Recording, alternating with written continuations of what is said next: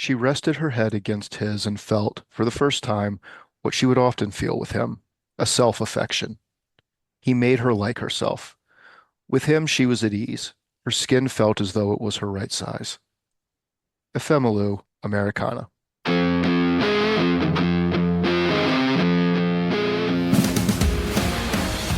Hello, I'm Kennedy Weibel, And I'm Rebecca Capone. and this is Reading Pop Classics. Today we're discussing Chimamanda Ngozi Adichie's 2013 novel, Americanah.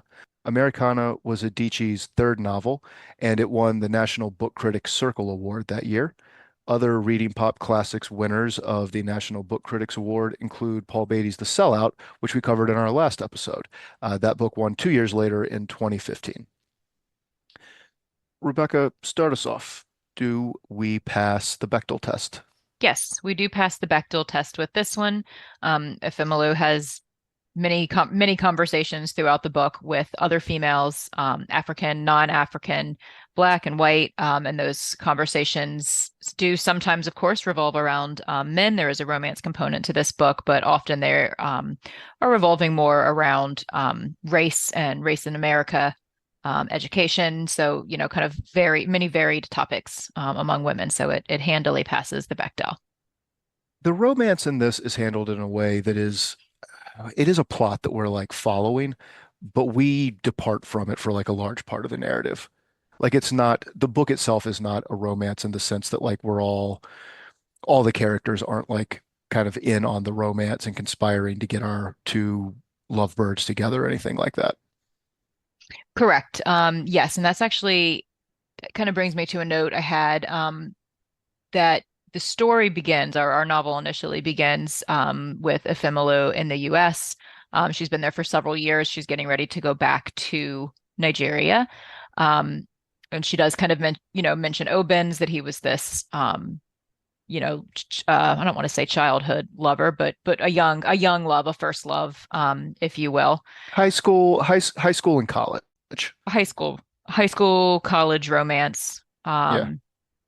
And then, so we begin in the US when she's been there for many years. We know she's a bit successful with her blog. She's an American citizen by that point, I believe.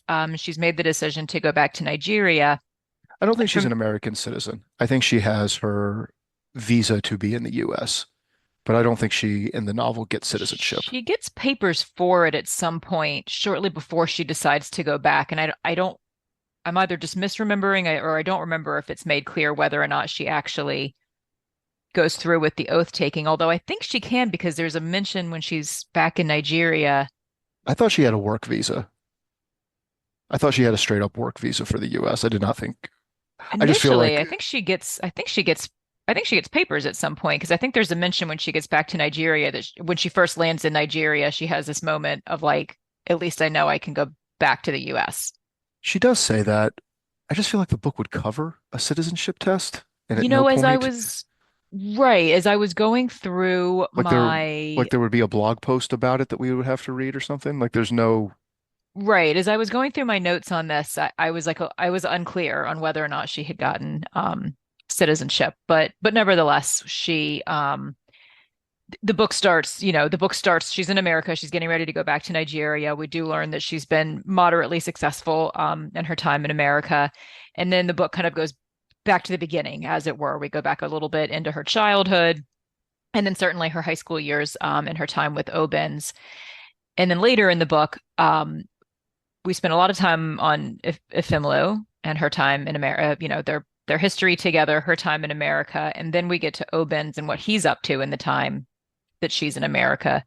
And again, we kind of start in the middle of him being in Britain. He's about to marry this woman so that he can get citizenship or get papers. He can stay, more easily in the country, work more easily in Britain.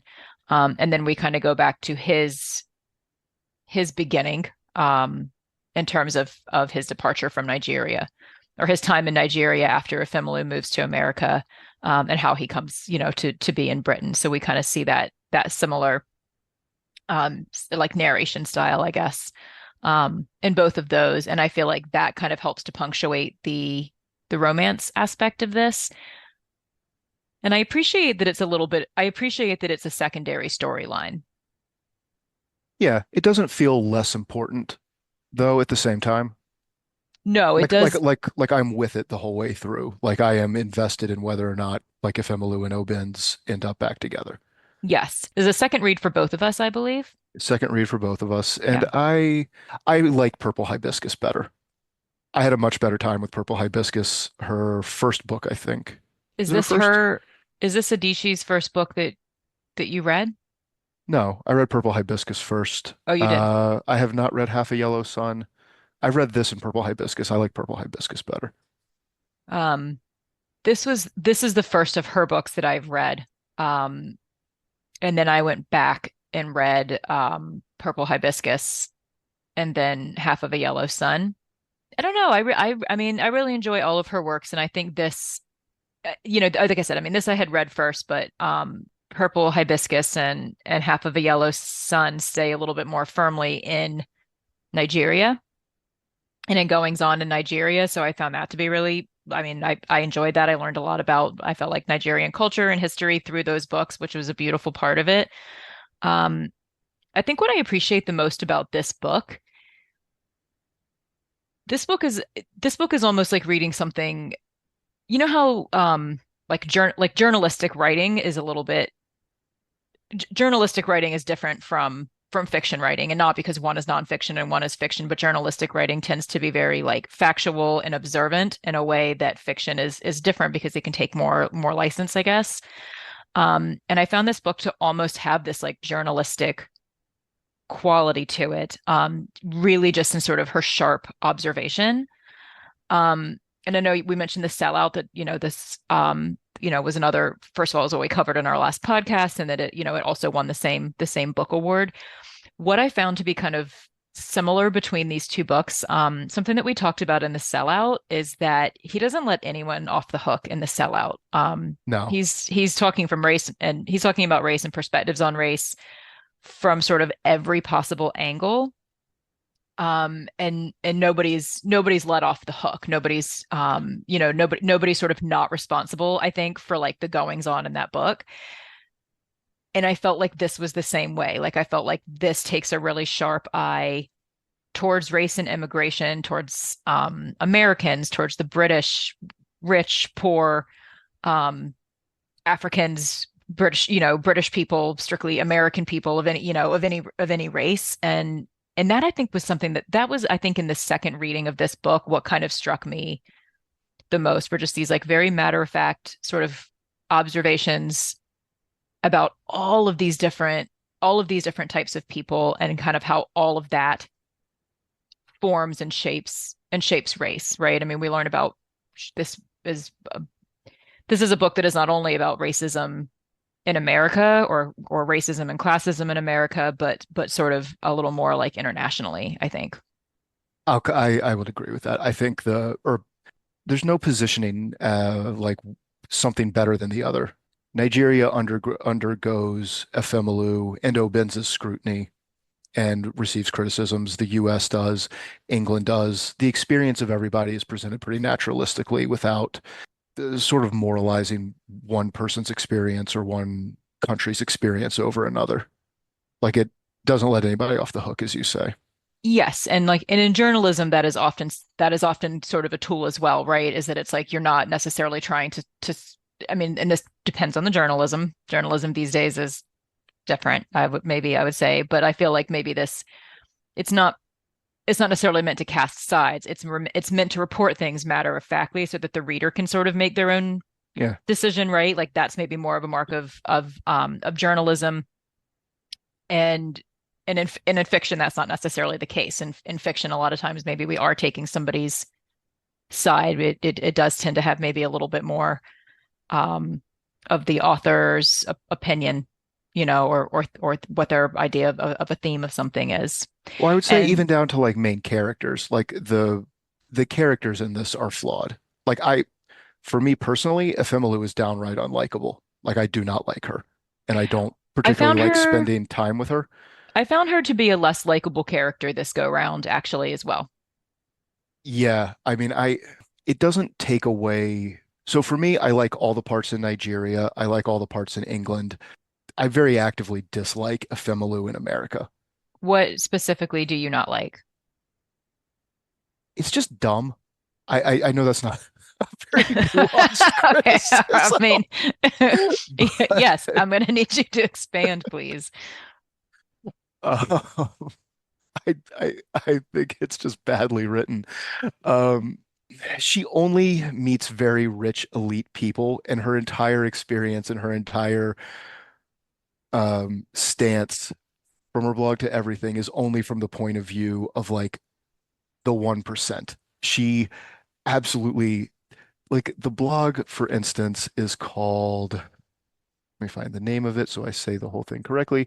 Race Teenth or Various Observations About American Blacks, those formerly known as Negroes, by a non-American Black. Afimalu does not talk to an American Black person until we are like three-fourths of the way through this novel. And it is Blaine, who is a professor at At Yale. Yale. Yes. And look, in a book about race, including middle class and upper class, like Black people, like obviously is a relevant point of view. But this book only talks to people. Professors at Yale, Harvard are like the smallest percentage of people in the country. Like she only talks to like when she's living in Baltimore with her first boyfriend, it is an extremely wealthy guy. When she finally talks to an American Black person in this book, it is a wealthy upper class Yale professor. She doesn't actually speak to any common people at all, but she, in particular, this blog is badly named. She does not talk to Black people in America. And in fact, the book has an undercurrent of prejudice against them that runs through it. Not really, it's subtle, but it is definitely there that isn't explored, which is weird. And I don't know, it's like her whole time in America is like five dinner parties where every single person she ever talks to is just only saying racial things. And that's the point, I guess, is that we get this little tour of it, but like it just reads, I don't know, it just doesn't read great for me. Like it's just like everyone, she's also so judgmental and mean to everybody that like it's hard to be with her. And I don't know, every single person, like she just as soon as she meets people, like they're just going off about Africa. And I'm sure that that happens, but it happens so frequently. And it's the only thing anyone ever talks to her about that it just becomes unreal. That's a super interesting perspective. I really hadn't thought about it that way, but you are right that like so in the time she's there, we don't see we do not see her talking to American blacks No, never. to American blacks in terms of in comparison to some of the things she's talking about that American black people experience for one. And then yes, like We only hear the comments about like, oh, like we hear from other people just like we don't want to become like those American blacks. We don't want to become like those people. We don't want to be like them. And then when the janitor has like the protest and she's just like meh, like she doesn't like American black people. She doesn't. She doesn't go to Mr. White's protest because she would rather go have a free lunch. She it's there in like she doesn't like them. And when she goes back to well, and it's Nigeria almost like and that lady's like, she's why like a are they little all criminals? it's like She she's a has little irritated with it's like she's a little irritated with Blaine for taking up this like American black cause if just as a way of putting it I guess because he's because she doesn't see him as the American black that she's talking about in her blog right like she sees him as a little you're right I actually do so the like it's blog is all interesting about white people.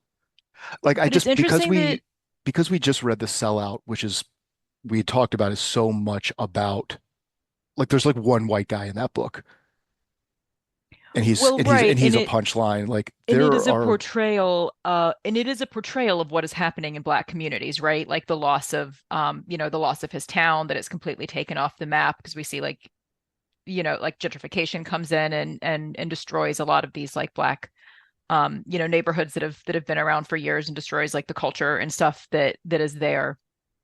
Um, that is a good point. That is kind of it is a poor writing choice, right? That it's like we only like you have this whole blog about race that garners you all of this attention and all of these like speaking gigs. It gets you a fellowship at an Ivy League school.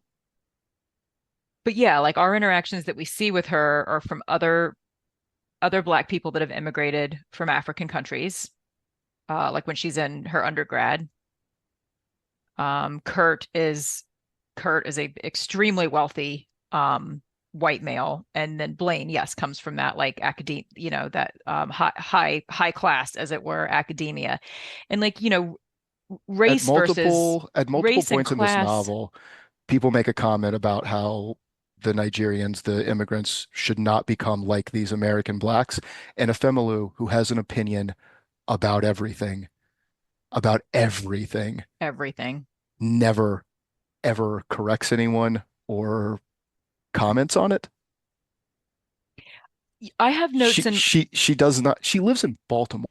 That's an interesting place. I You and I both lived in Baltimore. That is a city where race is just available to be discussed. Class is available to be discussed. You see a lot of some of the worst aspects of America's approach to race and class just in Baltimore, like just walking around. It might as well be a Midwestern city. She lives with a rich white guy like on the top of a penthouse. She hooks up with another white guy.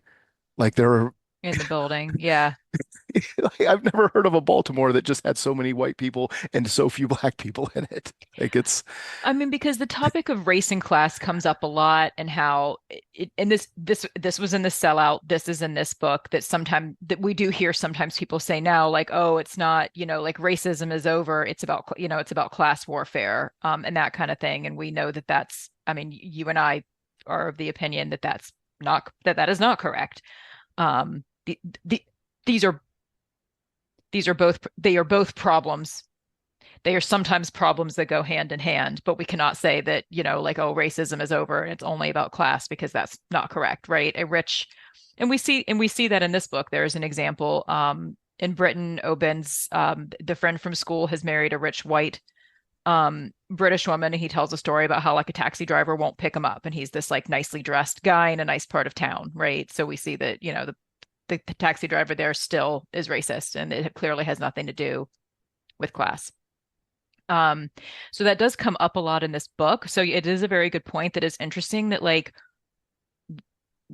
we don't we don't see the black problems. We don't see lower class black people. We don't see black people that are struggling with money unless they are also immigrants. Like we see Auntie Uju's experience yeah.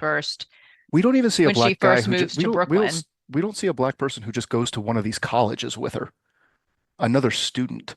No, she is part of like the African Yeah. Students Association, and it is made very clear that that is not the same thing as the Black Student Association. Yeah. And the expected differences between those two things. But like you're right, we see her in Baltimore, which is ripe for her to have experiences. Even just a middle class black person. It Even just doesn't a even middle have to class black be. Yeah. person. Yeah, no, we're really not seeing that unless the person is also an immigrant. I mean, we see No, her she has financial hardship when she first arrives there, because she doesn't come from a lot of money. Um, but she's not able to get a job, I find that for a long time. irritating. I don't like that setup, but that's like Auntie Uju one time was like, don't bother with work study. It doesn't pay enough. And so she just doesn't. Like, Right, like she's struggling this much for a job. You don't want to get a job in the cafeteria swiping cards to pay you something, anything at all, which is better than not being paid anything, which is the major problem for her first.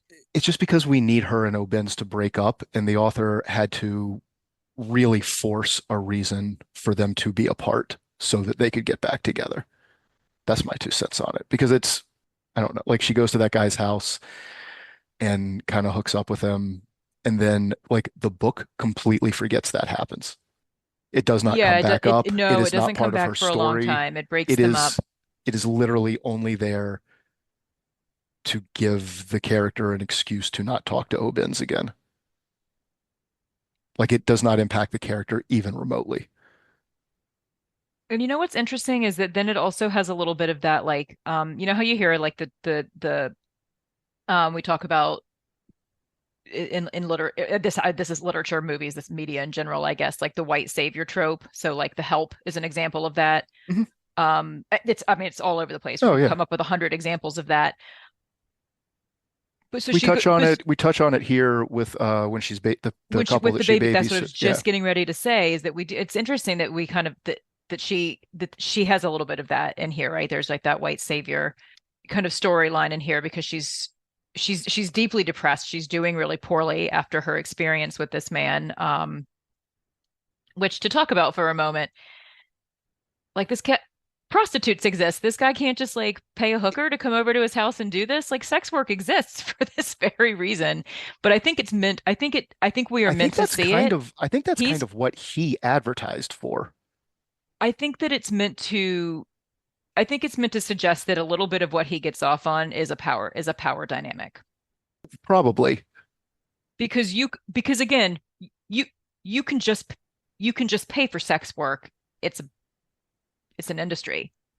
You can just kind of ease, especially, I mean, No. this book wasn't written, the internet was not quite what it is now, but you could also have just gotten a hooker on the internet. You could just have Yeah, someone who he's regularly comes over. no, he's in Philadelphia. He's not like in it's not like in a town of 200 where he knows everybody. Like Right. he's I think it's meant to imply that a little bit of what he gets off on is this dynamic. He's looking for someone like this. He's looking for someone who's desperate. He's looking for somebody who he has like a power over. And I think that's kind of what I think that's a little bit more what we're meant to see. it's sketched so Because thinly again, though. if it was very legitimately about sex for him, that exists. That exists and it's very easy to find, right? No, Like the whole thing is kind of strange because it's also written in a way where Efemelu goes there, she leaves, she knows what it is.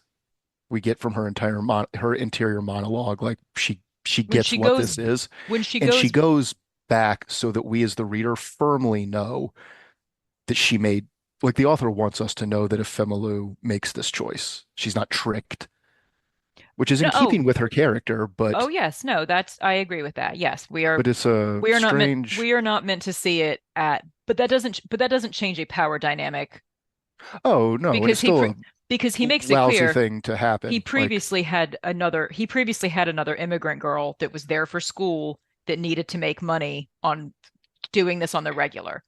And like, oh, this was a really good gig for her, but this is clearly what he's looking for, which is a gross kink, I guess. I mean, no, and it's also a sad, it's two things can be true. It's still a sad thing to like happen and um even if, she went into it thinking she could handle it and then at the end like is upset about it. But but no, then it doesn't come up again. And then we do have a it little bit of never this white comes up savior again. conflict where like Kimberly's like, never mind. Not only am I going to hire you, but I'm going to pay you like great.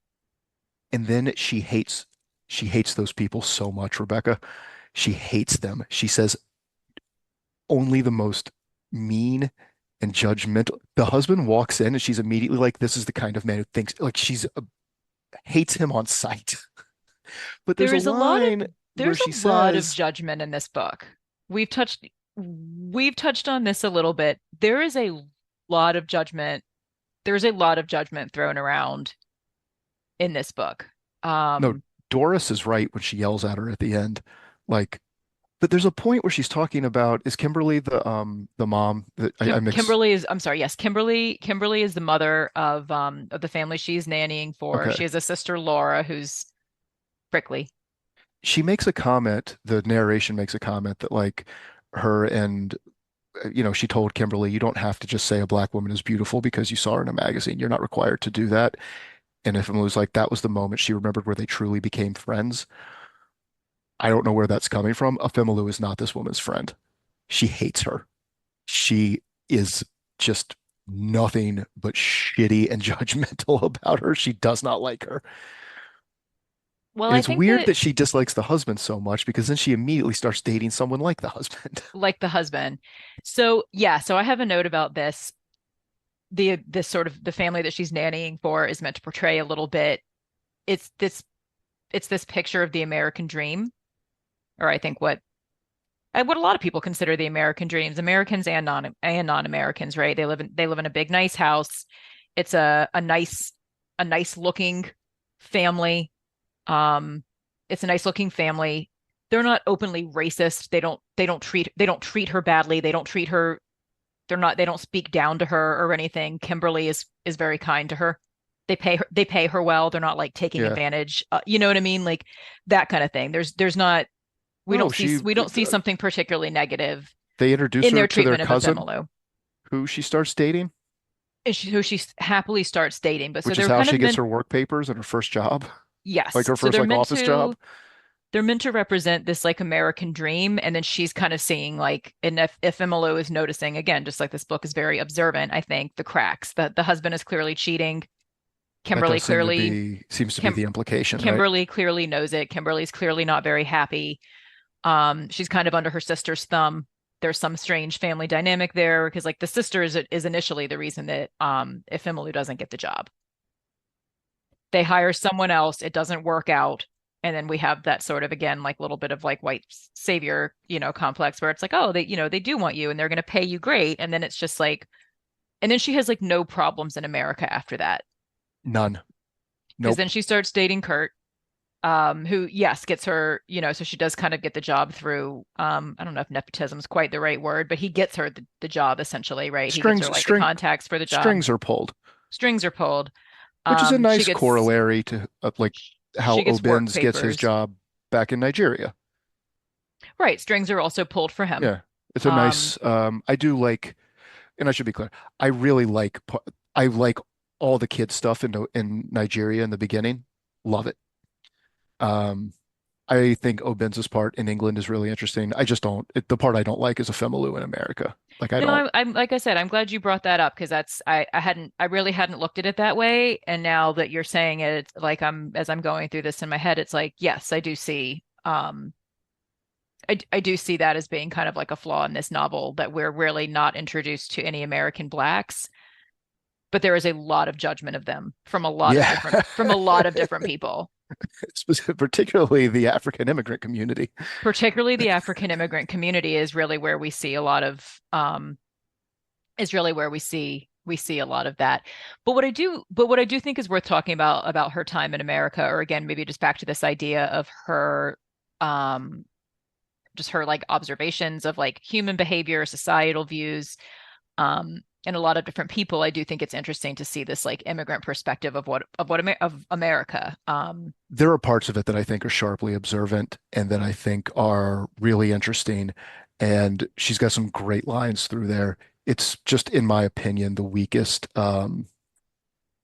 part of the book for me is her there. And it's kind of interesting. It seems almost like, when there's a book like, I don't know, did you read Demon Copperhead by any chance by Barbara I Kingsolver? literally just finished it. Oh, did you like it? Yes, I did. I really I also enjoyed it. really liked it. I really enjoyed Barbara Kingsolver, and I did think it was a great. Barbara Kingsolver has been just knocking out the hits since like 1988, right?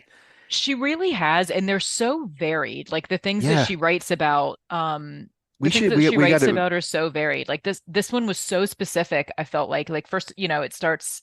we need I to know do it's one meant of to hers. follow like the David Copperfield, the story of David Copperfield, with this kid is an orphan essentially, Yeah, right? For speaking in Charles Dickens terms, I don't think we use that word. Do we use the word orphan now?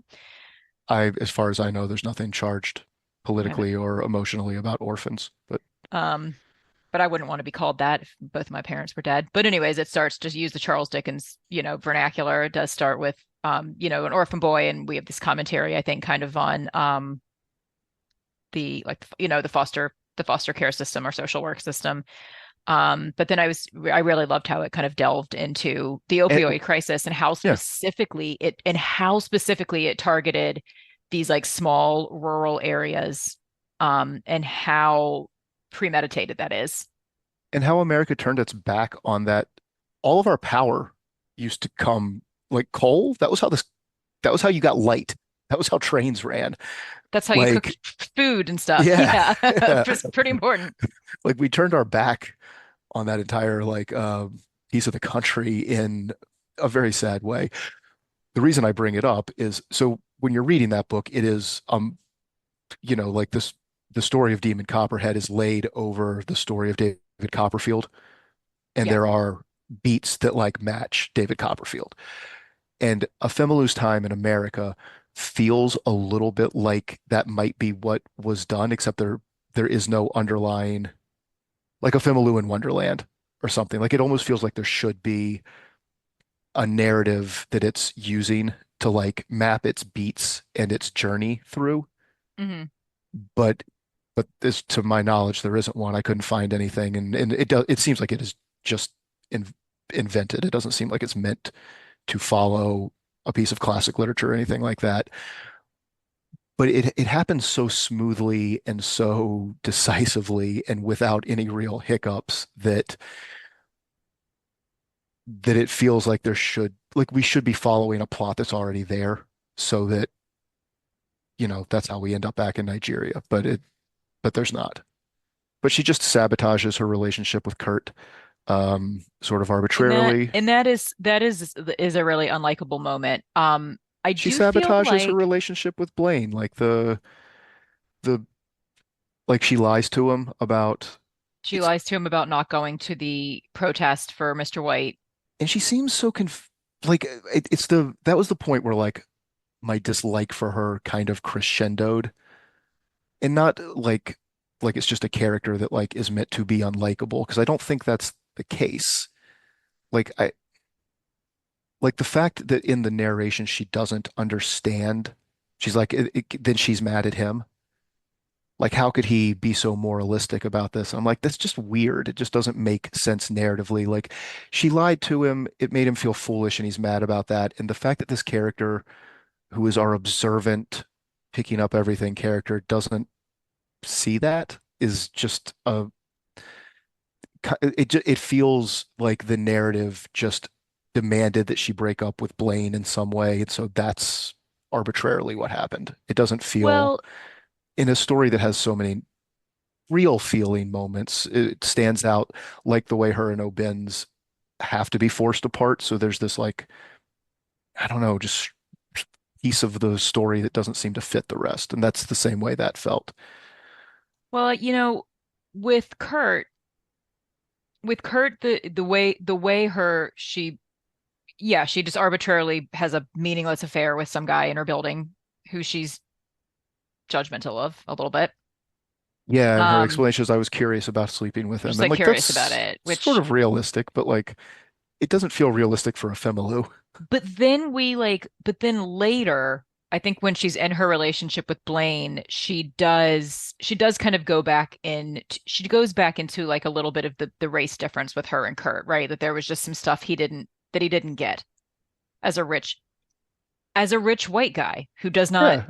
who is not part of the class warfare, right? Like he's not like Demon Copperhead, he's not from a town that's being targeted to fill them with as many opioids and ruin as many lives as possible in a premeditated act.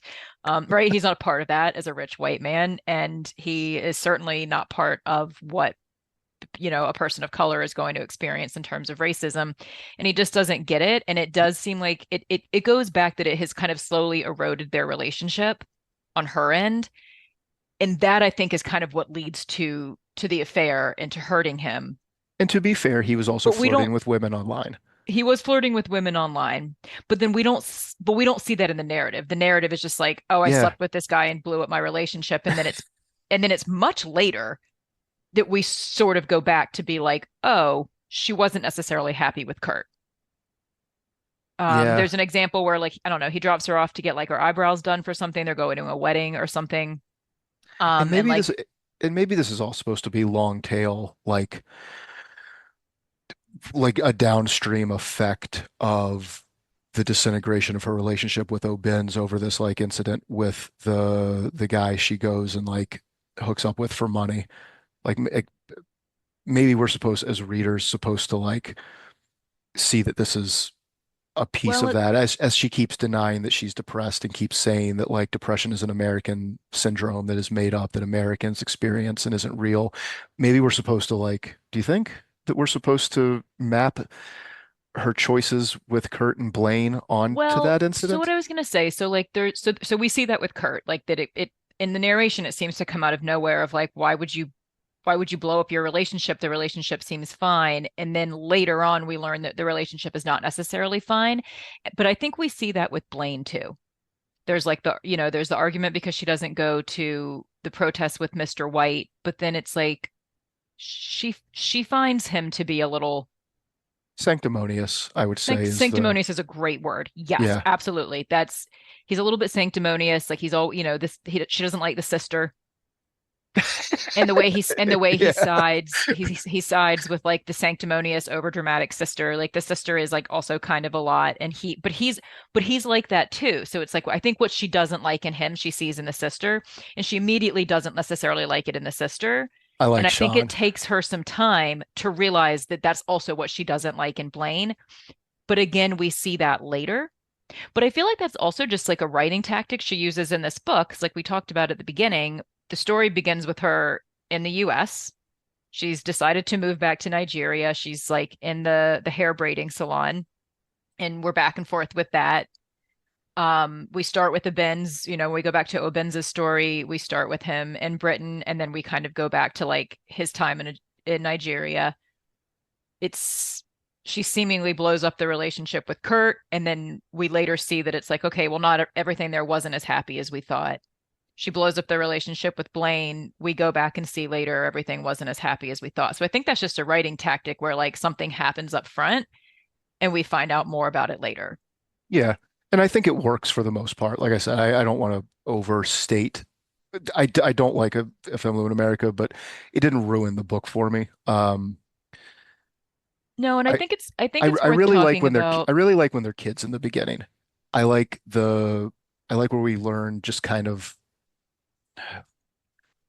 the book takes the time in the beginning to where we learn a Nigerian point of view of Nigeria from youth, Mm-hmm. right? Like kids, like we get to see it through young people's eyes as they like are sorting out the world around them, and we get a view of the country through them, which I think is cool. I also just like all the kids. Like I think they're realistic and I think they're fun. And I like when her and Obin start falling in love. I think it's very sweet. One of my quotes that I have that I'll read is the part where they first get together, where she says to him, "Aren't we going to kiss?" she asked.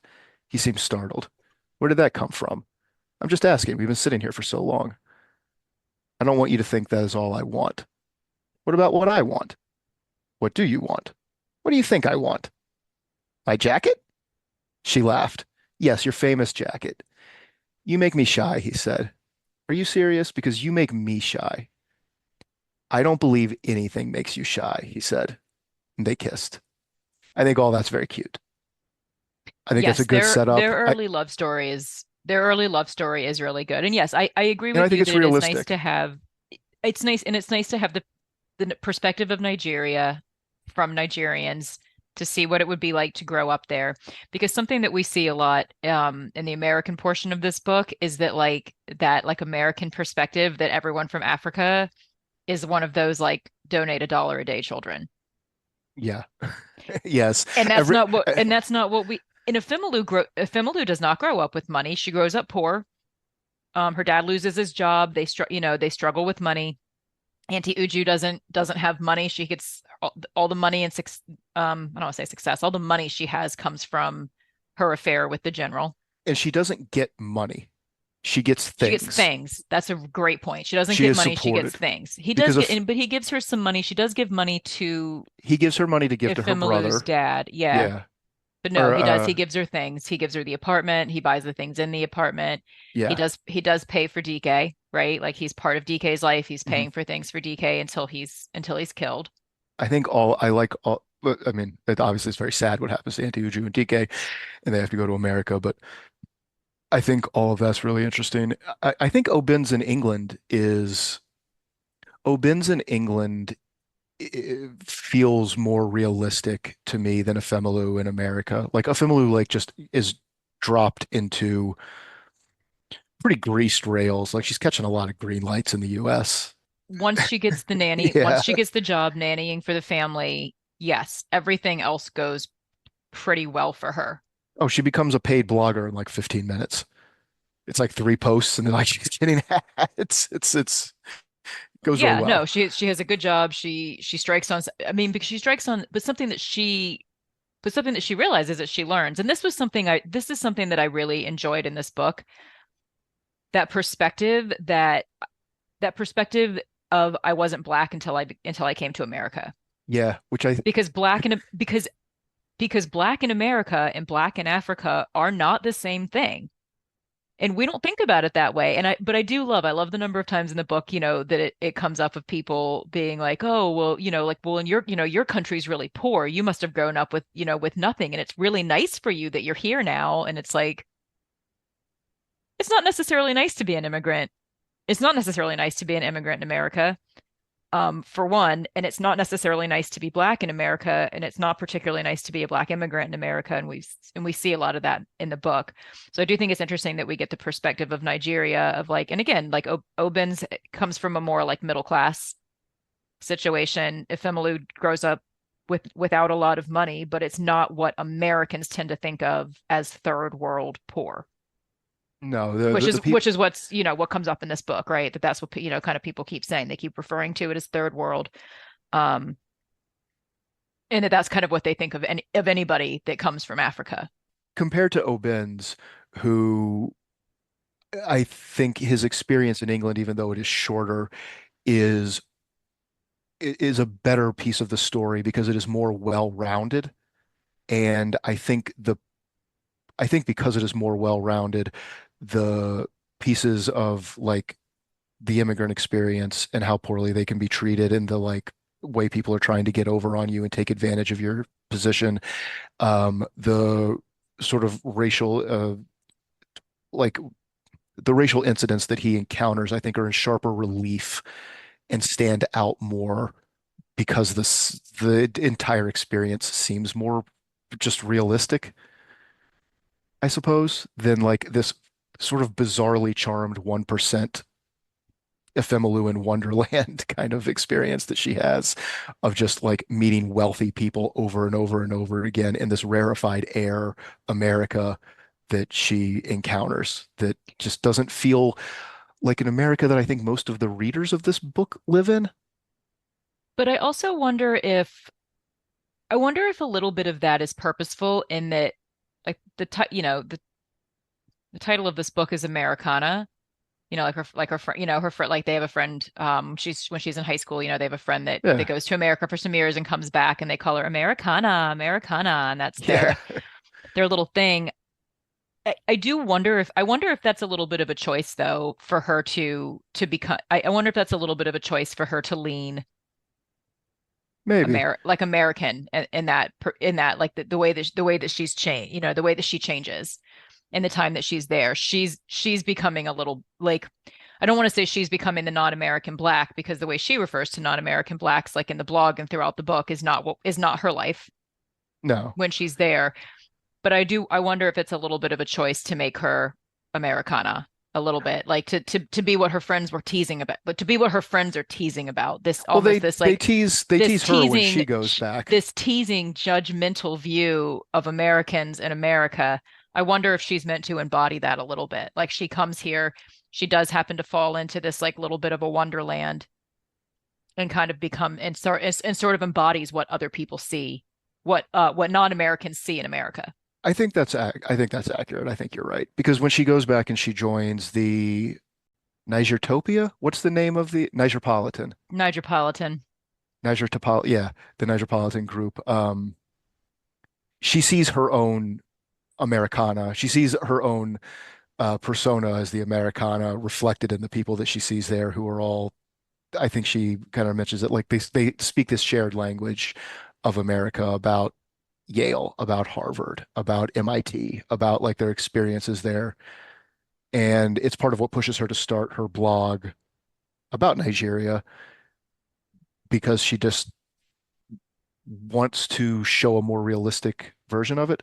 I think also one of the things I really like about this book is that they go back. Um, not I enjoyed White Teeth by Zadie Smith, but that book, like I a lot of didn't. other, should we do that one? I w No, please Well, don't I make me get. read. Don't make Oh, me read okay. that again. No, I don't want to. No, I don't want to read it again. I didn't enjoy it. I felt like it was a real slog to get through. Like I felt like it had. I understand. I understand how it could be a powerful book and had some things to say, but it was a slog to get through for me. I felt like it could have been shorter or different. I don't know. It's it's been a little while since I've read it, so It's been a I little while since cannot I've read speak it. intelligently into It what I definitely, didn't like about it. But I remember finishing it and just being like, thank God I'm done. Like I'm no, tired of this book. it definitely could have been shorter. Um, but that book, like a lot of books on the immigrant experience, they don't return. It's Like they are immigrants, and that is the story, and that is a fine story. But I like that they go back in I like this. that they go back and then they have a different perspective on Nigeria. Yeah, because we go back with them because I We know go what back with they, them. yeah, I We know what know they where thought they've it was come as a from. kid. Then they go back Yeah, with their different experiences. Um, and I like that. yeah. I think that that's really interesting. And again, we talk about, like I mentioned how she says this several times that it's like when you immigrate to America, if you immigrate from like an African country or a country where people are primarily black, you're not black until you get to America. You're just Nigerian in Nigeria. And then you come to America and you're a black person. I wonder if Nordic people feel the same way. And then when you go back to and then they go back to Nigeria and they become like not black again, right? Like it not that then things are different, right? Like that race aspect, that immigration aspect is now taken out of it, but they have these perspectives from the countries that they've been in. I wonder if Icelandic people feel that way, or like people from Finland. Like I wasn't white until I came to America. Now suddenly I'm white. I was just Icelandic. Oh yeah, interesting. I don't know. That's a good point. I guess yeah, being here, you're just like used to seeing people of all Like, races. oh yeah, I I like, mean that's the hallmark of America, right? Is that we're not just all white yeah, people. it's a There's people melting. from all over the place. Yeah, it's a melting pot. No, there's other, like Nigeria is a homogenous nation. It is, you're not black there because you're just, everybody is black. I mean, I'm sure there's white people in Nigeria, of course. Don't come at me explaining to me that there are definitely white people in Nigeria. I know listeners, I am aware, but yeah, if you're from like these homogenous nations, I wonder if that's a common experience. Like if you're like you come here and you just like I can't do a Finnish accent, but if you're like I wasn't white till I came to South Until Carolina and right. suddenly I'm Suddenly it's something people talk about. yeah. And something else with her, again, on maybe on that theory of like maybe it's very purposeful that we don't see what we know it maybe is more of a black experience in America with her. And this theory that it's like maybe it's because she's come her experience is meant to make her a little bit of that like Americana, right? Like it's in the title of the book. The hair braiding salon, I think, is maybe really interesting, like because we keep coming back to her experience in the hair braiding salon. Like we keep like dipping back into like the present moment, as it were, of her in the hair braiding salon, and it's all African women, and they are not Americana. No. They are retaining a lot of their own culture. They want to date and marry and be with other like Africans. They have things to they have negative things to say about the American blacks that are coming into the salon, right? Like a I girl I I a young I teenager comes in a teenager comes in, she mentions she already has children. It's like, oh, they're all like that here in America. no, I think that is a subtext of this book that that, that we are letting Chimamanda Ngozi Adichie get away with. I think that is a very present opinion of this book that maybe reads for some people that it like they're like, yeah, like a certain That's audience is just that yeah, that is really interesting. Like if I read this book as an American black person, I don't know what I would feel. I don't know how I would feel about that. Because like I said, there is a lot of judgment in this book, and a lot of it is between like because white racism is a given in America. yeah. You know what I mean? Like we know that. We see it. We can see it every day. but I but this book does comment on maybe that maybe there's some headbutting between the American black and non-American blacks. Yeah, and I find it a little strange that it is not discussed and that she spends to have a blog called Observations about American Blacks. She has almost no interaction with American Black people in the course of this book, aside from, a single dinner party with Blaine and Sean. Right. Um, I have underlined here something, speaking of them going back, or like the whole Hmm. thing, like just why they left and then they come back. And I kind of want to talk about Obens, but I think Obens has, strangely considering he is definitely the second most important story going on here, but uh he's not the main character that we're following through as much as Femalu, but he has a line when he's at his own dinner party, because everyone in this book is going to dinner parties all the time, um, where he talks about the experience, like this generation's experience, like as immigrants, right? Like in growing up in Nigeria.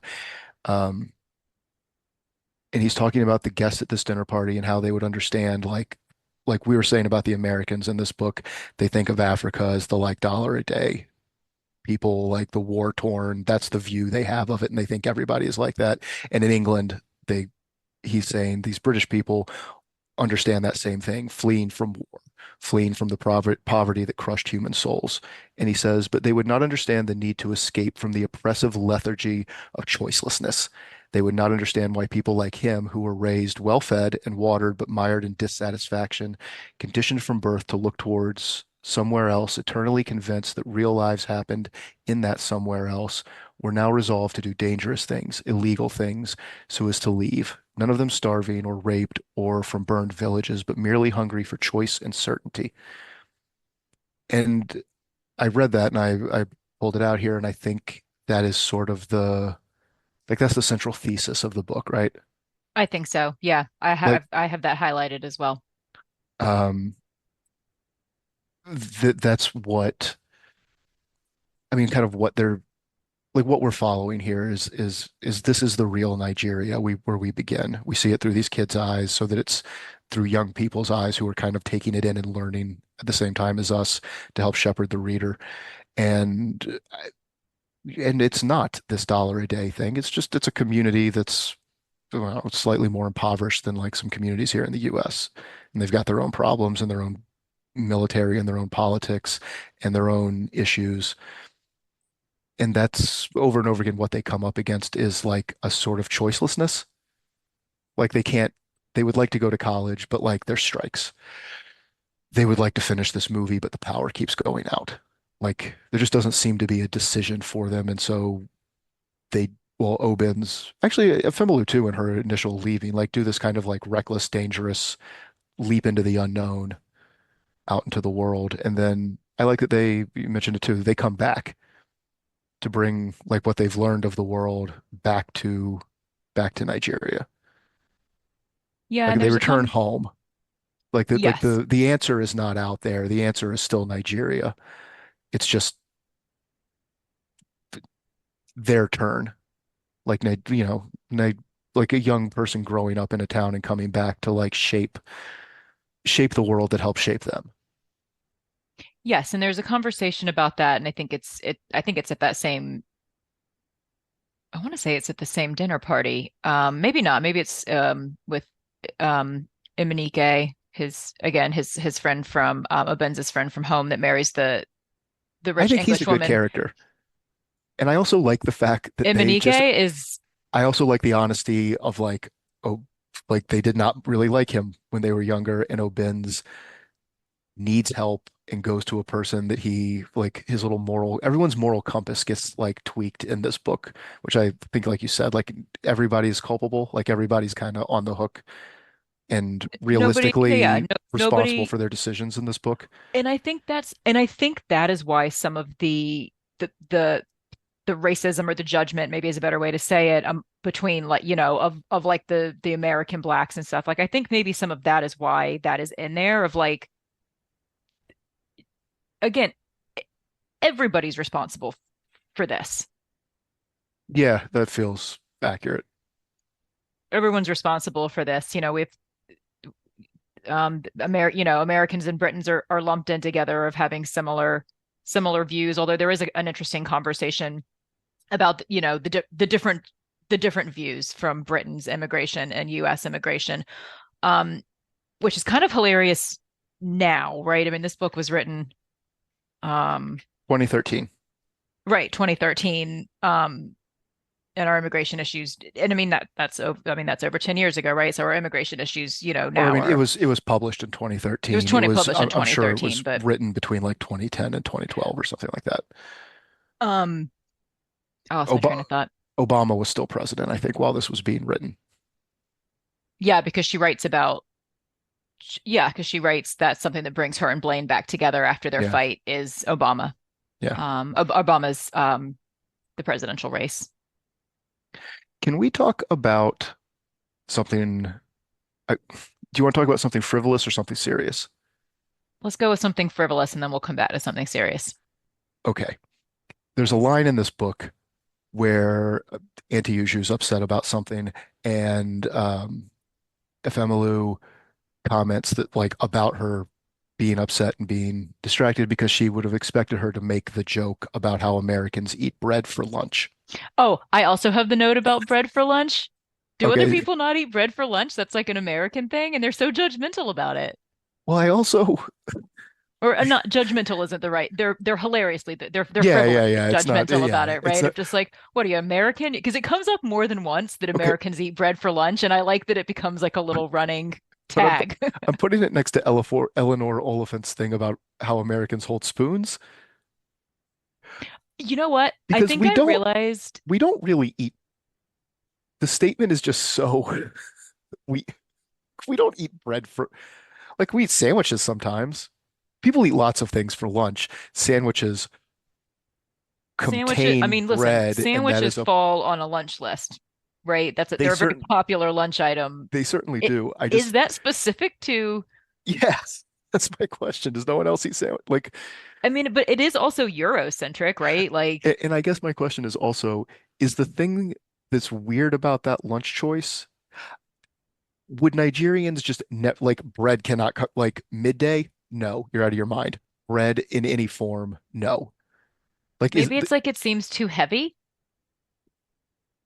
maybe I if we've got any Nigerian or any other African listeners from any other African nations who have an opinion on bread at lunch, we'd love to hear it. You can write us at readingpopclassics@gmail.com.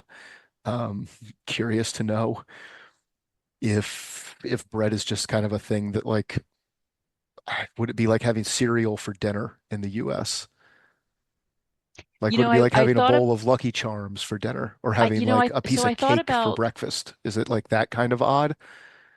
Because I still don't quite understand the like how Americans eat hold their spoon, but I had a thought on that. It like struck me out of the blue one day.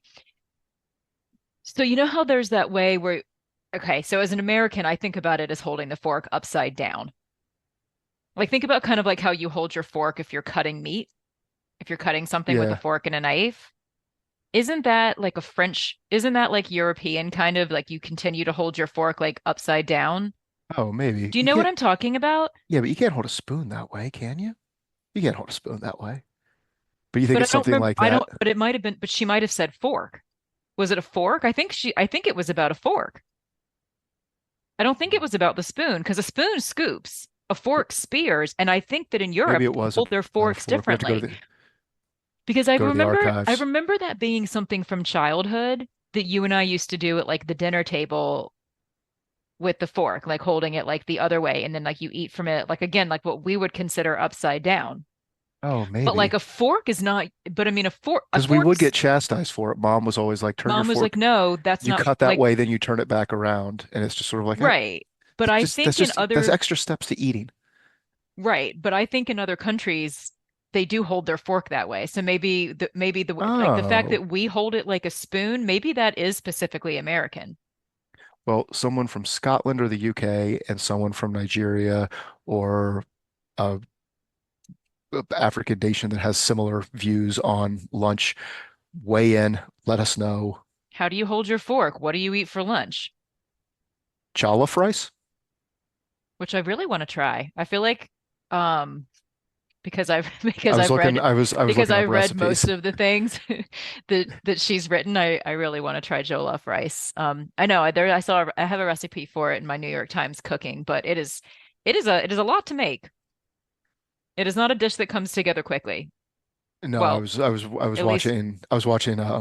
was watching like Instagram recipes of people making it today. it's a lot of steps, I think. Um, okay, so more seriously, So yeah, what's the serious thing you want to discuss? girl, when Efemelu writes Obin's back after 10 years, when she hears that he's married, hears that he has a child, hears that he's doing great, she writes him and says, "High ceiling." She calls him by his sex name. In the first email to a married man with a child that she sent him in a decade, and she opens with his sex name. Is like, look, that is, I am interested in how dark of a character Efemelu is, because that is out of line, right? So Like if someone I have a note that wrote your significant other, anybody, not you specifically, but listeners, anyone, if someone wrote your significant other with, like in this book, it's ceiling, which isn't like a word that like is dirty just to say, but if, you know, if somebody wrote your significant other and was like, "Hey, doggy style," you'd be like, "No, that's this. You are not rekindling friendship with this ex. That is out. What? Like that's a fist fight. Put Vaseline on my face so their fists slide off. Like we're going at it. Like that's a line has been I drawn." mean, yeah. And it's interesting you bring that up because I have a note about that as well. And that it's okay. So we know about Auntie Uju's relationship with the general. Hmm. When she comes back to Nigeria, she kind of reconnects with Rain Nudo, her friend from high school. And Also a Rain great Nudo, character. Also a great also a great character. character, but she's Yeah. in a similar relationship. So she's dating a an extremely wealthy Nigerian man who is married with a family, Don. and he buys her things, just like Auntie Uju, right? He does not give her money. That is again a distinction that is made. He does not give her money outside of maybe going like shopping or that kind of thing, but he pays for everything. He pays for her house and her generator and all of these things. What's the other guy's Um, name? Didudo?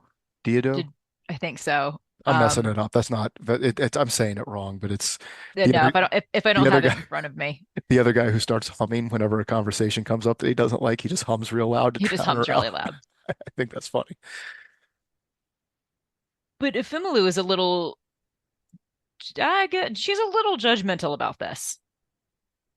And maybe it's not, but maybe it's not judgment on like, oh, but he's married. I think it's maybe a little bit more of like, well, this went poorly for Uju. Auntie Uju was supported in this way by a rich married man. Something happened to him and she lost everything. She had to hightail it out of the country to America, where she does make something for herself as a doctor and supports and is able to support DK. But so And then, that's maybe a little more where the judgment is coming from. However, and then Efemelu sh- blogs about it. she blogs about it, which is incredibly unkind. Her friend really Sh tears into her for that, and she's, she should. she's a, is she a bad person? I don't think she's a bad person, but she is a flawed character, and she Like it, does that to me seems like that to me seems like a pretty cruel thing to do to a friend who has taken care of you and supported you yeah. from the moment you've come back into this country really well, really Yes. kindly. And she's like, no one will know it's you. And then like she reads aloud the blog post and like me as the reader following along, I'm like, oh no, that's totally No, Rainy everybody's gonna Udo. know That's who that her. is. Yeah. Yeah. Like um we're sort of given the picture that Lagos is a kind of a is a tiny city, right? I mean, in New York City is a tiny city. If you know somebody, you're gonna run into them.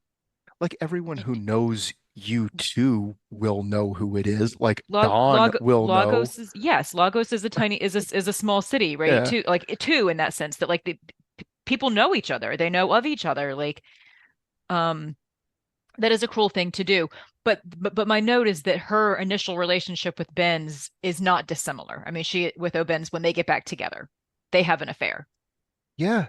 Now he feels really bad about it. He tells the wife, and she's just sort of like, "Yeah, no, you're not leaving me. That's not what we're doing."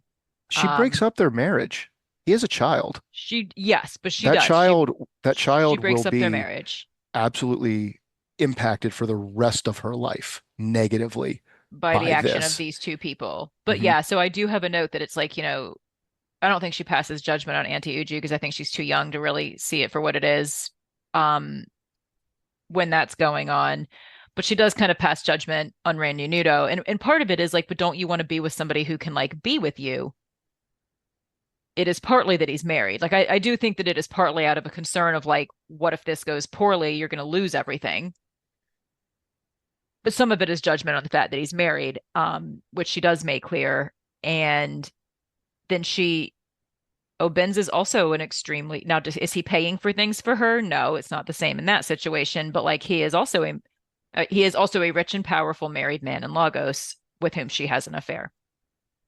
Now it does work out differently for her because he Hmm. leaves his wife and kid for her. I know. And that's how the book ends, which And what's interesting is is that they kind of a dark don't. ending. What's interesting to me is that a lot of times when when something like this takes place in a story, we could go back to conversations with friends with this. Melissa has had an affair. She's a little bit unlikable when our two main characters begin their affair with each other. It's quote unquote allowed because Melissa had an affair with had affairs in the time she was married to Nick, and she and Nick are in a little bit of this like unclear aspect of their marriage. They're sort of separated and not. We talked about it in that episode. Then the author clears like the sort of table morally for like this to for us to look at this unfold in the relationship aspect without having to be late like weighted down with moral judgment. The wife But in knows it's this happening, case, everybody's having mhm, dinner together and hanging out together. Consenting adults all know what's going on. but this is not that. And we do No. not see, so the only thing that we see that could be said negative of Oben's wife is that she's a bit surface. She's not educated in the sense that Ifemelu is educated and that Oben's is educated. I have a lot of like things underlined about Obenza's sort of like she was taking two sides at once to please everyone. She always chose peace over truth, was always eager to conform. And he has a couple of these little asides about like there's something immodest about her modesty. It announced itself. And like The very fact is that he's not in you're love with her, but you're she does just nothing wrong. you're describing a nice person who gets along well in social situations and doesn't act like a jerk. Like the thing you're complaining about is a person who's pleasant to be around. You can have some sort of high-handed thing about like, oh, at this man's birthday party, she didn't stand up for her, whatever. Like, shut up. She's She just d- nice. Cozy is just nice. she does nothing wrong. Nope. She And she is exactly so what we see from a little bit of his experience in rich Nigeria, right? Like when he comes back and is successful and has this money and then therefore he is hanging out with other sort of successful Nigerians. She is sort of the ideal wife for that kind of man. mhm, And that again is that is a familiar again sort of trope in media and stories in general, right? she's also not dumb. She's right. That you're meant to marry this kind of certain wife who handles and does things in a certain way to support your rich lifestyle, and she is all of those things. But he's not in love with her, and she is not in love with him. We don't see anything in her that that leads us to believe that she is like head over heels for this man specifically. No, but that doesn't seem to be He either of their concerns when they get together. he treats her nicely and has a lot of money.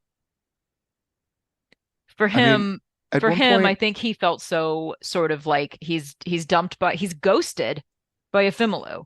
That's a mhm. horrible way to end that type of Oh, relationship. she does a bad thing to him. Like again, like it's sad what happens to Ephemeru, So but that's two something things can be true at the same time.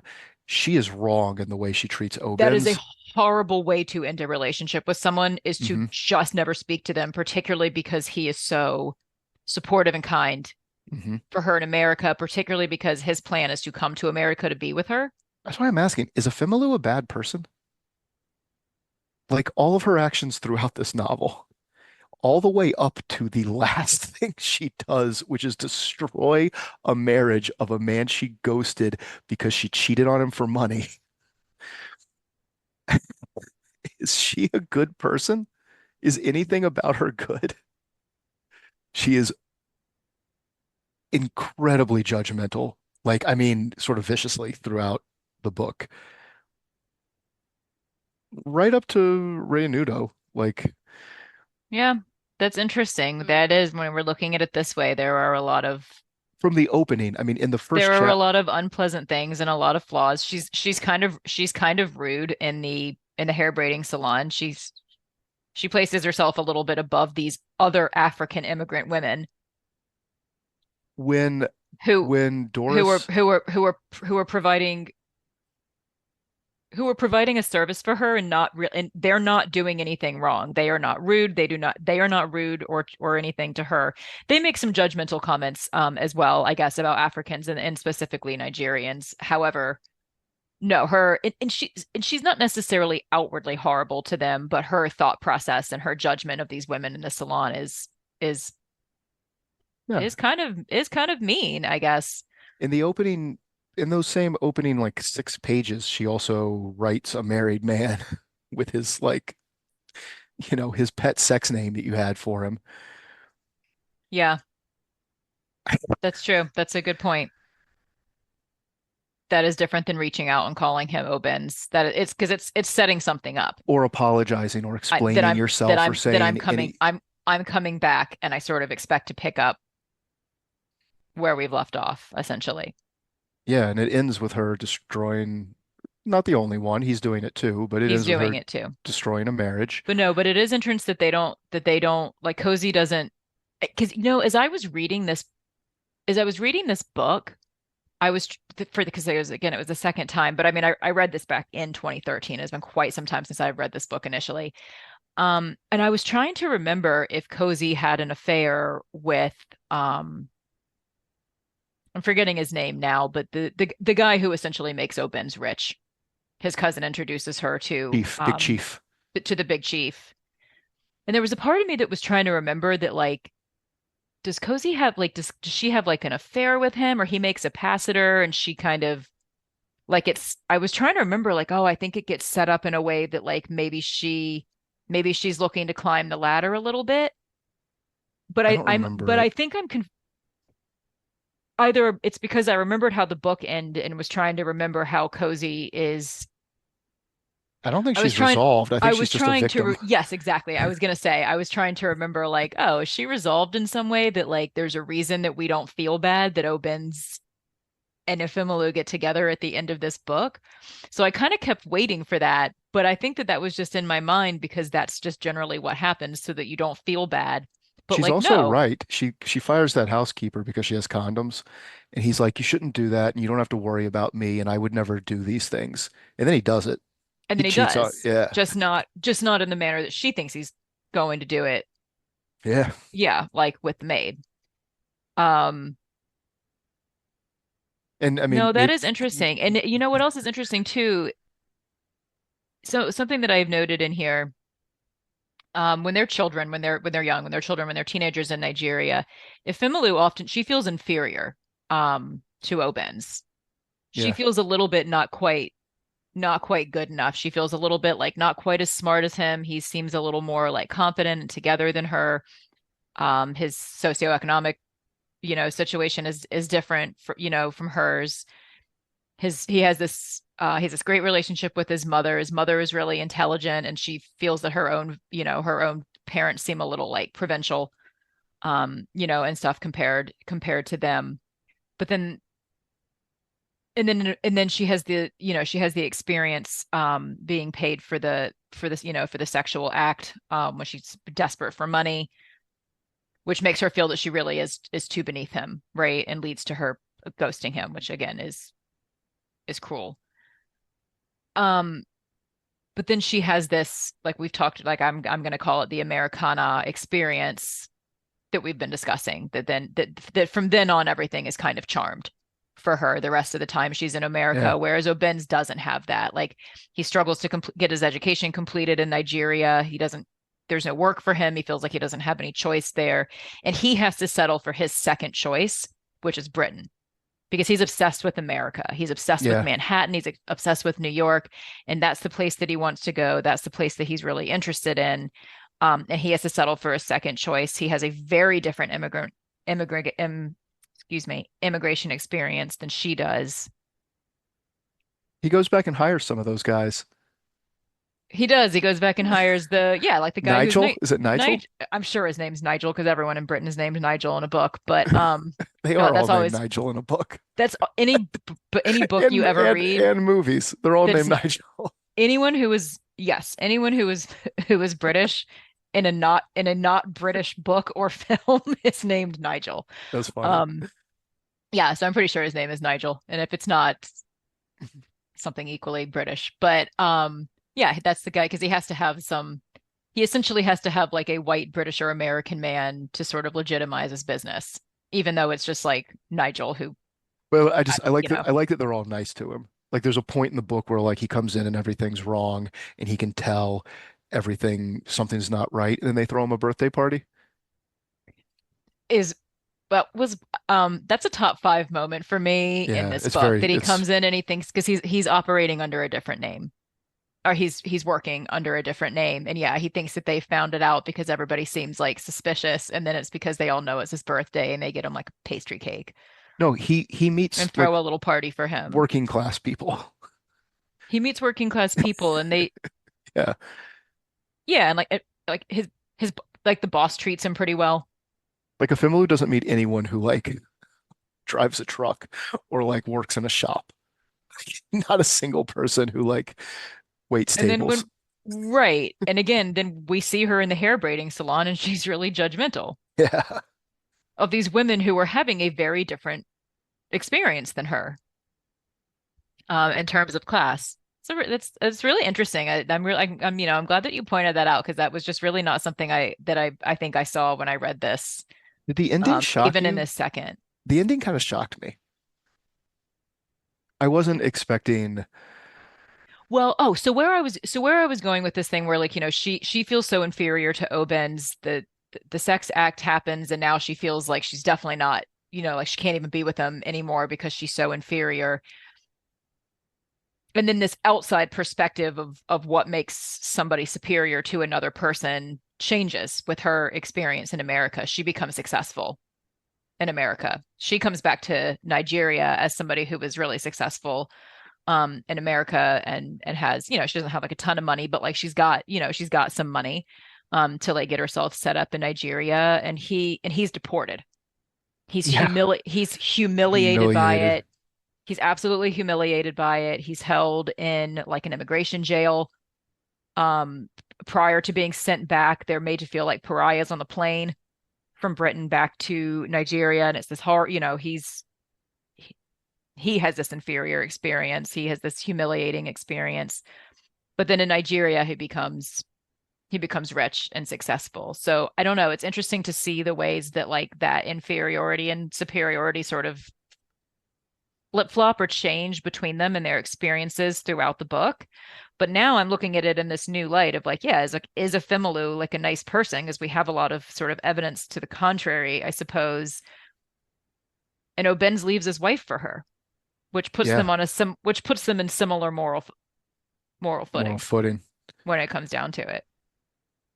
Yeah. So I don't know. I don't know if that is a shocking ending if we're looking at it like kind of through that lens. Ooh, there are three things I want to talk about. Go ahead.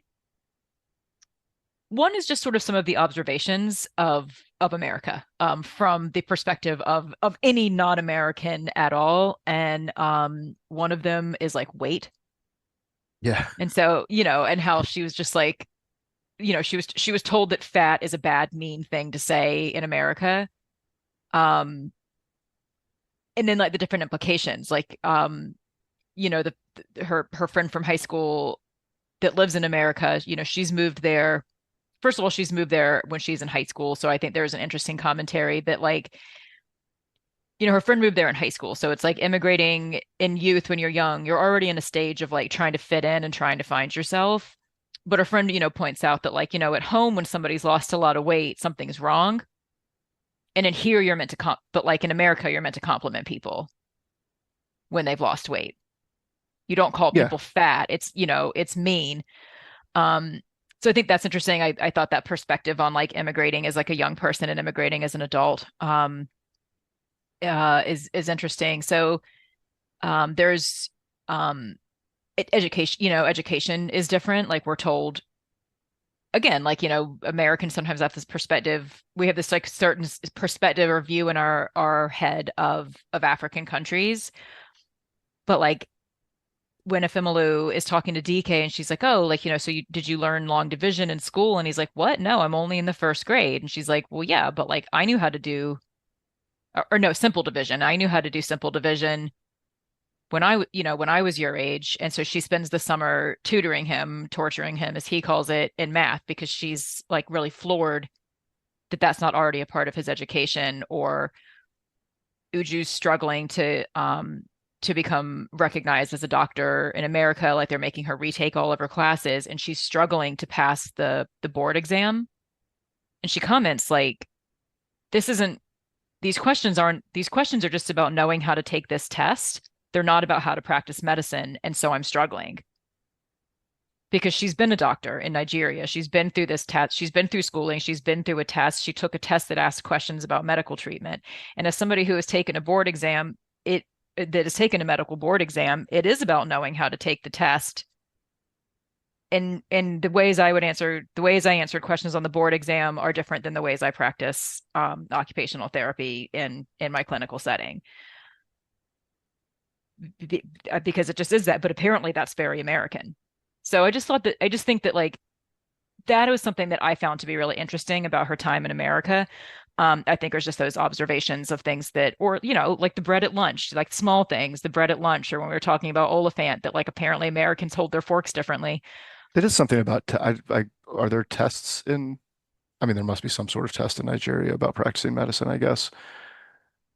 But because it's common, The tests I that I've had to take for like software things that I have to use and get licensed for and like show that I'm proficient in them are are all about how to, same as what you just said, how to pass the test. They are not about actually using the platform. It's just a thing that it is obviously a far weightier thing to take a medical board than to pass software licensing. Yeah, But but no, it must be very different here because this is a frequent story that I hear. I know people at my job who were educated in physical therapy, um, in whatever in another country overseas, and they are struggling to be licensed here or to have the same license here that they had there to be able to do the same things here that they did there. And for some of them, it is about the test. Or sometimes it is the barrier of like, but I've already been educated as a doctor. You want me to go through a medical school again in America. do we make people do that? You can't wave into, Sometimes, I mean, I know a little bit less about that, but like sometimes, and that's Auntie Uju's experience. She has to retake classes and retake the test. She's not allowed yeah. to come practice the way she was in Nigeria Does it, when she is first it arrives in different? America. Is it different the other way? I don't know. That I'm not sure about. Like if an American went to Nigeria to be a doctor, are they just automatically a doctor or do they have to? That's kind of the impression that I have. But again, somebody who's had that experience or knows more about it, please feel free to write and enlighten us. Um, But that was one of the things. Something else I wanted to I mention. would imagine that that's anywhere, just to be clear. Like I would imagine I can't like like you can't show up and start doing physical therapy in France. No, I would think no. I mean, okay, I I can't show up mean, and I can't go to Ohio and practice occupational therapy there until I am licensed in the state of Ohio. My license is for New York. I can't, I live on the border. I live close to Connecticut, and I cannot practice as an Yeah. occupational therapist in Connecticut until I get my Connecticut license. But could you go to like Oslo or like Sweden or like I'm sure Italy? I would have to.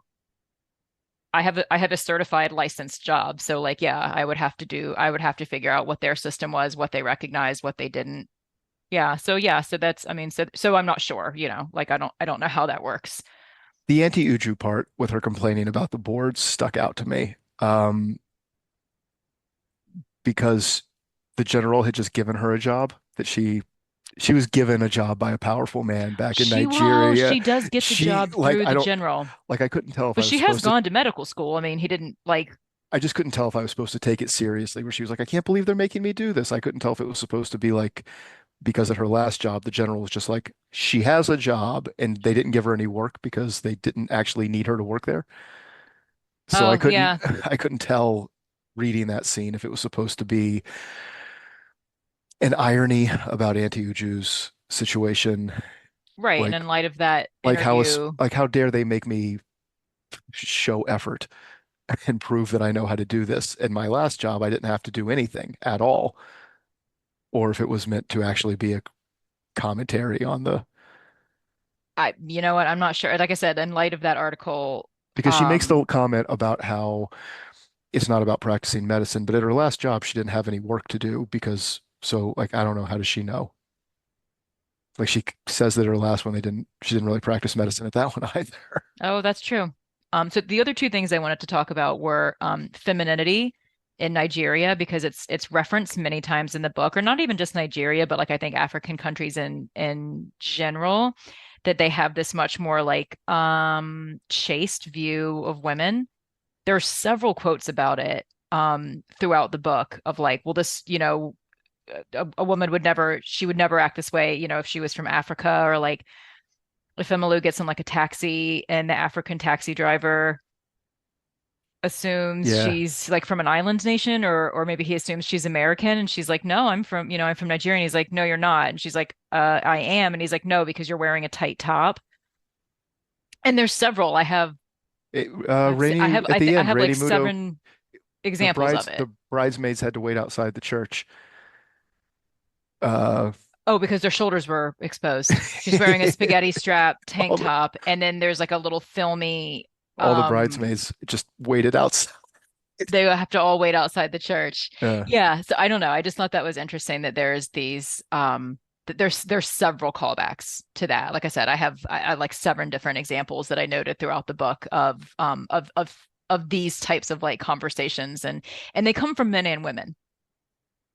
The yeah, hair braiders in the salon make I think maybe at least one or two of the comments, and then the other comments do come from men. I feel like it's Um, that lasting missionary impact. Oh, that's interesting. Yeah, that is kind of that colonial missionary Yeah. impact. And then the final thing that I wanted to bring up is that I made note of every single book that is mentioned, because there's a lot in this book about American fiction, English novels, Nigerian novels, but there are 17 different books mentioned um, throughout this story that I thought was interesting. That there's a lot in here about writing. There's a lot in here about literature. You should put that on our Instagram. We should post that. The like Oh, because maybe I will. we've talked about it in other episodes, like the books within books. Books within books. Oh yeah, that would be a good We should start it with this one. You could do the Americana reading list. yeah, that's interesting. Maybe I am going to do that. I like that. That's a good idea. Because I wrote a couple of the ones that they're reading when they're younger, like the English versus American novels that they're talking about, her and Ben's. Yeah.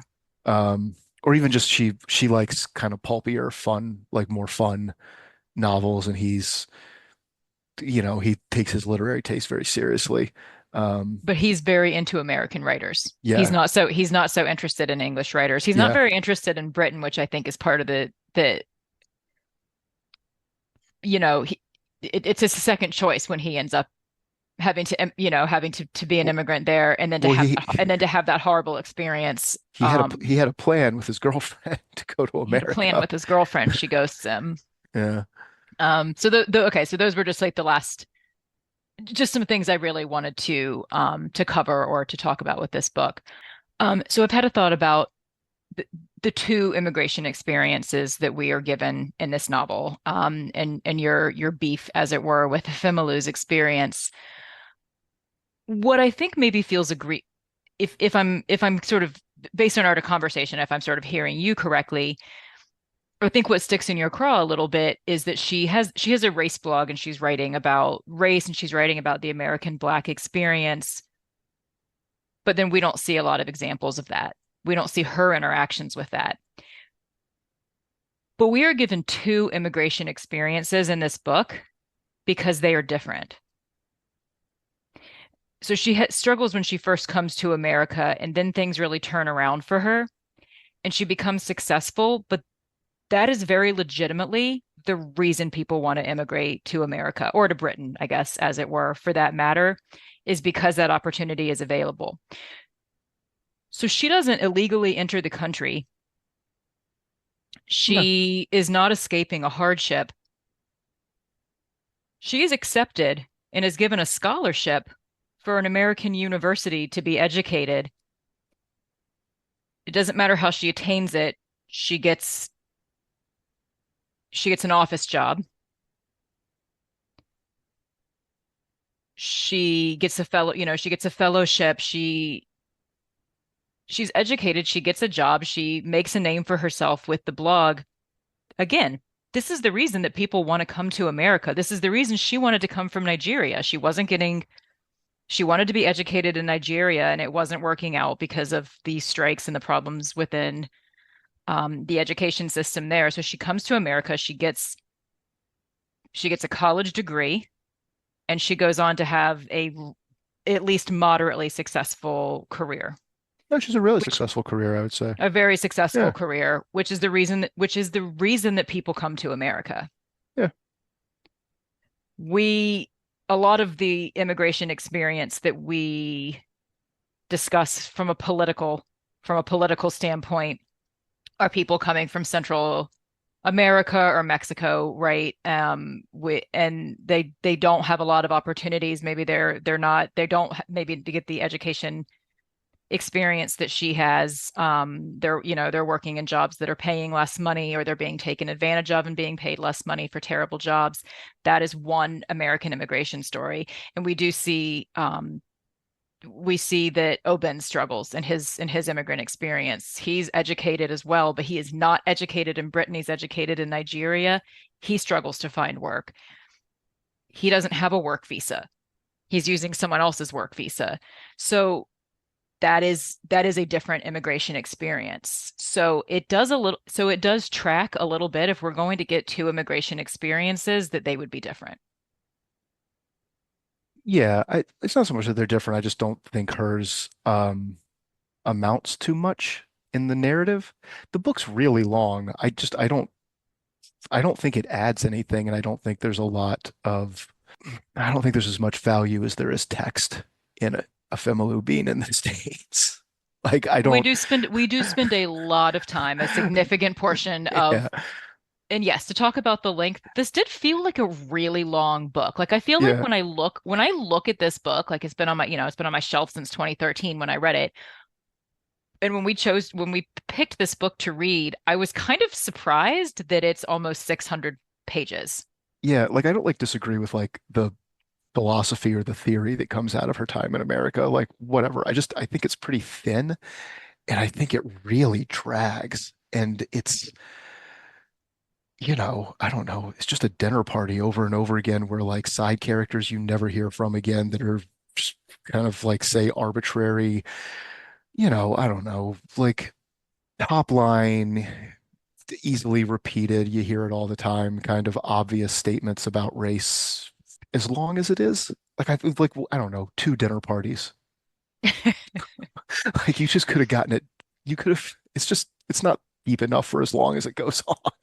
That's my 2 cents. That's fair. It is long, and I will say that when I was reading it the second time, I was like sometimes a book is long and it doesn't feel long, or like you're glad it's long because of the way you're going through it. This book did I did recognize that it was long as I was reading it. And the part about her not like seeing any black people is just sort of a strange irony that I think that's a weird thing to be left out of the book is that she doesn't really know any black people. She just doesn't. It is It not the part of the narrative. It is, we are told, and her blog is about it.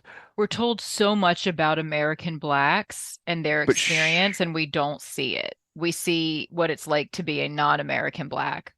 like she doesn't know, besides Blaine and Sean and the like four people at that one dinner party they introduce her to, she just doesn't have any real experiences with American black people except like the sort of, I'll say kind of like racist comments that she lets totally slide unremarked from other African immigrants. Right. And on that note, let's talk about Did you notice that everyone in this book is paired? Like, and then Efemelu is the third? what do you mean? Like her relationships are all uh triangular. So like there's her relationship with O'Bens, and then his mother is the third part of that. There's her relationship with Kurt, and then his mother is the third part of that. There's her relationship with Kimberly and the sister is the third part of that. There's her relationship with Blaine and Sean is the third part of that. Like it's Oh no, always that's interesting. Oh, that's it's it's always a that's very triangle. observant of you. Yeah, it's always a triangle with anyone that she is sort of regularly dealing with. Um, And then with O'Ben's, it is Cozy, who is the third in the Who end. is the third? Interesting. Yeah. Do With you have anti other with anti Uju, it's DK. DK? It is the general, and then it is it's her father, I suppose, or it's her parents, or like the triangle. And then with anti Uju, it's DK, and that's just there's always three, Hmm. so that everyone has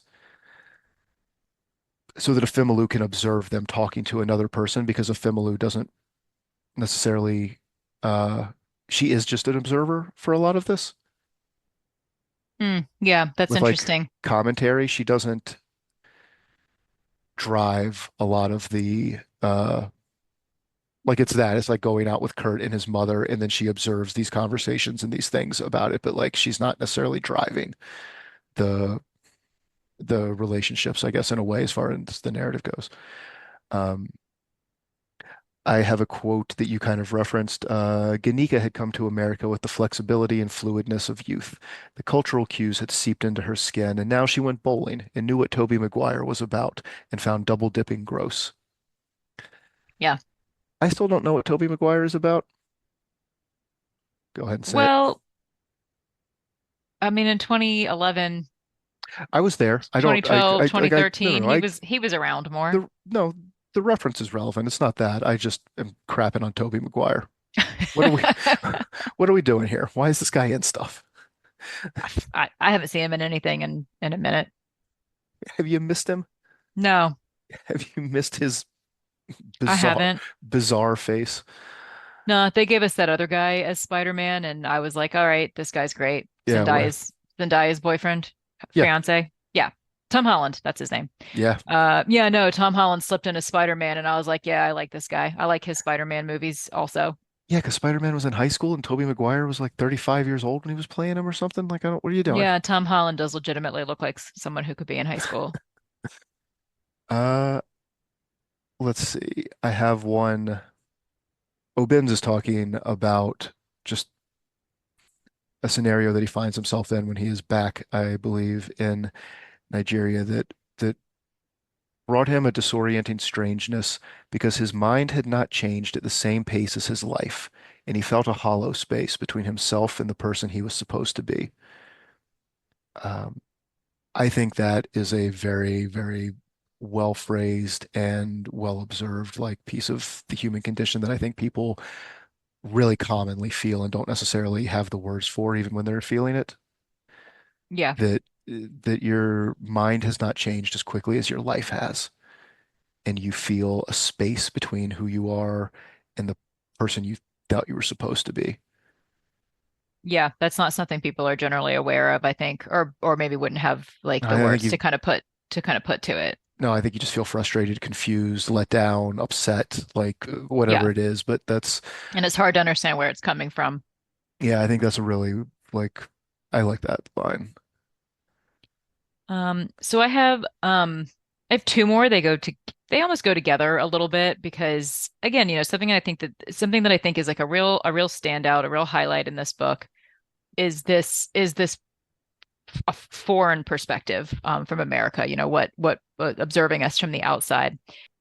So when Ifemelu's back in when she's back in Nigeria and she's working for the magazine Glass, she's talking to her coworkers, and her coworker, references, oh, you were a famous race blogger in America. And when the boss told her that, she said, I didn't understand. And Ifemelu says, what do you mean? And she says, why race? And she said, I discovered race in America and it fascinated me. So you and I talked about, she has the blog post that's something along the lines of like, oh, like racism shouldn't have happened. But you and I've commented on the fact that it's like, well, racism is just a part of humanity, unfortunately, right? Yeah. It's there's biological roots to it. Does it make it right? Does it make the way things have transpired over the years better? Like, no, but it is a fact of humanity, and that is unfortunate. But I do think it is very interesting to think about somebody coming from a more homogenous country or somebody coming from Africa and having that feeling of like, well, I wasn't black with a capital B until I came to America, because it does mean something different here because of Yeah. our specific history. And our specific history with immigration is something that makes this book interesting. It's a perspective. So the last quote, and this one's a little bit longer, but I think that it's longer because the context is helpful. And this is between Ifemelu and Oben's in Nigeria when they're sort of at the start of their affair when she invites him to her apartment. And they're talking about this like old house or this like old building that she can see from her apartment. And he said, Oben says, when I started in real estate, I considered renovating old houses instead of tearing them down, but it didn't make sense. Nigerians don't buy houses because they're old. A renovated 200-year-old mill granary, the kind of thing Europeans like. It doesn't work here at all. But of course, it makes sense because we are third worlders, and third worlders are forward looking. We like things to be new because our best is still ahead. While in the West, their best is already past, and so they have to make a fetish of that past. And again, I just felt like that's a sharp observation. That is Yeah. a super interesting perspective because first world countries, developed nations, if you will, feel so superior, right? But it's that I think that interesting concept of like, but we're very focused on the past, that we are very focused on the past, No, we and what's come love like before. And 100-year-old houses, colonial things that are the old cobblestones are still like, yeah, I mean, we travel to Europe to see old things, right? Because they yeah, have older things than America has. Our stuff is just only so old, like when it comes down to it. But cobblestones are shite, by the way. cobblestones are terrible. They're the Turn worst. your They should ankle. rip them all up. It's so dumb. Get rid of it. But I felt like that. I really enjoyed that perspective. I just thought that was, again, it's sharp. It's a sharp perspective. So, would you recommend this? I would recommend this book. I would recommend this book. And something that I think might be a little bit unfortunate about this book is I feel like the people who would maybe be able to learn the most from it are not necessarily the culture of people that would read it. I wouldn't disrecommend it, but I would, if you're going to read one Chimamanda Ngozi Adichie, I would do Purple Hibiscus of the two that I have read. That's the one I would recommend instead. That being said, I know I had my problems with this one. It's not a bad book at all. Like I enjoyed rereading it. I think it's a little overly long, and I know the part that I think could be edited, but um, I wouldn't disrecommend it. Yeah, I think I felt like it was worth the read both the first and the second time, even if it is longish. All right. Do you have anything you want to plug? I do. I want to plug our new Instagram. It is Reading Pop Classics, so easy to remember, easy to find. And so it's relatively new. We are finding a little bit of our voice on there, but you can expect to know when we've recorded a new episode, when new episodes are coming out, and then hopefully, little facts kind of about the book, some of the observations that we had about the book we'll kind of re-highlight there on Instagram, and we kind of also include some of our like non-podcast related reading and just other fun book stuff. So I assume you listen to this podcast because you like reading and books, and our Instagram aims to entertain you in that way as well. All right. And what are we doing next? Next, so we're veering into actual funny, straight up comedy. We're going back in time a little bit to Bridget Jones's Diary. Yay. So British humor, which I think we probably know at this point, I really enjoy. This is kind of a fan favorite book for me, and I'm pretty excited to get into it. I don't know if I've read this. This might be a first Really? read for me.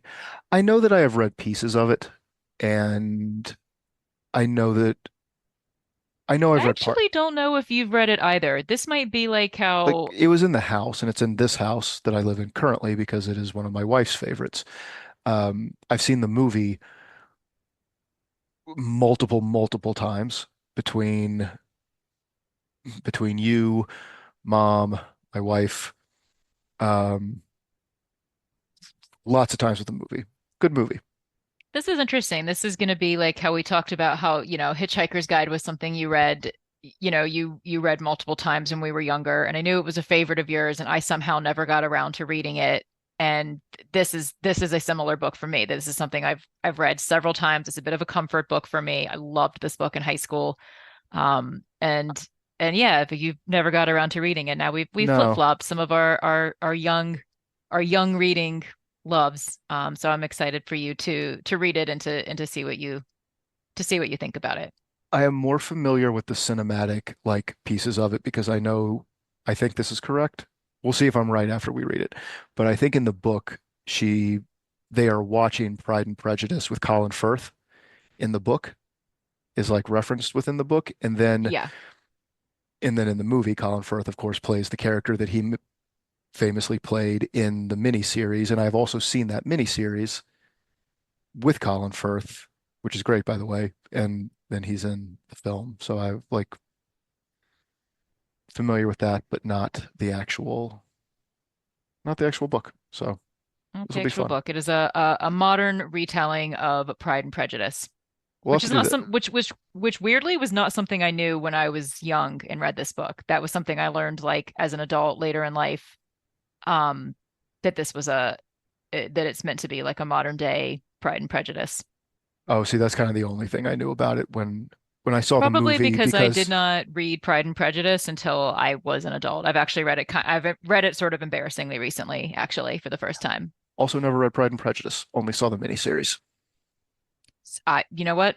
I really enjoyed it. I understand. I understand its endurance. We'll have to do a Jane Austen book because I don't think we talked about this in the Sally Rooney episode, but she she did that speech at the James Joyce group where I think she's right, kind of mentions that Jane Austen invented the modern novel. Invented the modern novel. Yeah, that was a really interesting article. It was in the Paris Review. It was in the Paris Review. Yeah. Yeah, we might have to do an Austen. Technically, that is a classic and not necessarily a pop classic, but I don't know. She might still need to find her way in. We'll find a way to make it make sense. All right. So also you can write to us at readingpopclassics.com if you have thoughts on bread for lunch or Nigerian humor or any of the other things that we've touched on in this episode, or if you'd like to recommend books that you think we should do on this podcast. And so we'll see you next time. And thanks for listening.